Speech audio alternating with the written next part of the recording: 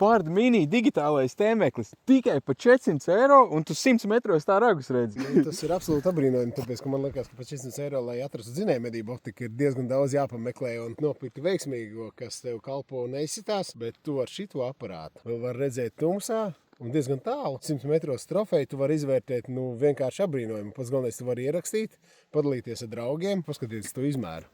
Tas ir vienkārši apbrīnojami, tā kā pūka. Maziņš un kompakts un ļoti forši vadāms, kas man ļoti patīk. Īsumā, ja tā godīgi, šitiem maziem ir tādas lietas, kas nav lieliem tēmekļiem. Pirmkārtām vieglāk saprotama sānu poga, arī augšējās meņu pogas vieglāk saprotamas. Vēl joprojām ir sānu asuma regulācija, kas īsumā ir ļoti, ļoti foršs risinājums. Mēs testējam jau, es nezinu, cik ilgi jau ir. Man jau gandrīz apnicis ir testēt, ja? Baterijas pateikšu, cik ir. Vispār nav nosēdusies. Var redzēt? Kā tas var būt? Kā saka, parastai optikai sarkanais punkts sen jau būtu nosēdies.